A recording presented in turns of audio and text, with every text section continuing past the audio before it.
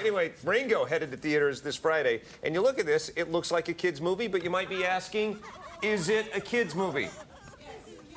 I'm sorry, what, Tina? Is it a kid's movie? Is it a kid's movie? Yeah, pretty much, but the weird thing about it, it plays like an old John Wayne Western. I mean, it really does work on that level. Now, what's weird about it, all the characters seem kind of like hybrids, so I don't know if that's a mole, I don't know what that is, but that's Abigail Breslin's voice, and he is a lizard. And there's even a version of Hunter S. Thompson that I think I saw in this movie, and I asked Johnny about that.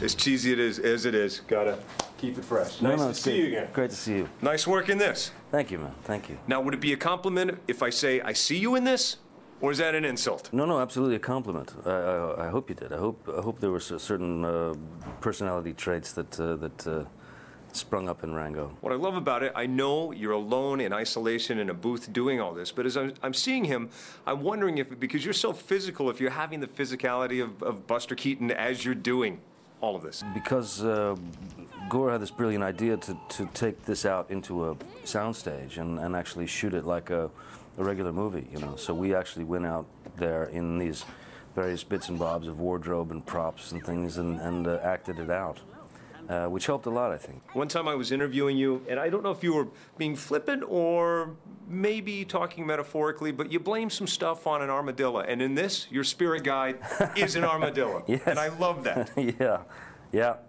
Yeah, it's come back to haunt me, that armadillo.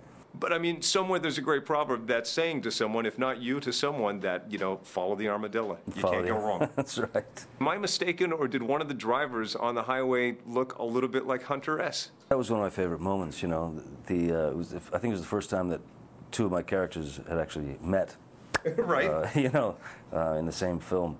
So, yeah, I kind of liked that moment. That was a very, very fun idea that Gore had, you know. And a great tribute. If you blink an eye, there's so many things like that in this movie. If you blink an eye, you miss it. Yeah, but that's exactly it. You know, the humor has to be there for, you know, this very sort of split second, and then move on next thing. You know, so you're still trying to work on that one, but you're somewhere else now. It plays on so many different levels. I know now that I have kids, I look back and I wonder, what would I, at the age of 8, be thinking about this movie? What would 8-year-old say Johnny Depp?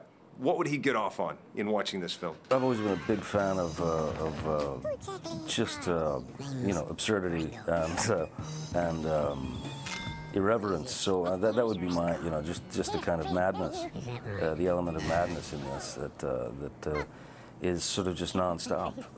That's what I would love. The main character in drag in any animated product is my favorite, and when he's in drag, hysterical. You know, the lizard doesn't look bad in a dress. You know what I mean? Okay. It's true. It plays like an old-fashioned Western, and then there are these moments that come out of nowhere where it plays like an old Warner Brothers cartoon. Like, who among us didn't laugh when Bugs Bunny was in a dress? I mean, that's comedy gold, right? Classic. Well, you kind of get that with Rango, too. It opens Friday, and Hunter S. Thompson, in the beginning, you're going to blink an eye, and you'll miss it. He's one of the drivers in the car that Rango hits when he's bouncing down the freeway. And also, Johnny Depp trashed a hotel room and got arrested back in '96 and blamed it on an armadillo. Yeah. And that's his spirit guide in this movie. See that? And I, too, blame anything that's ever happened to me on the good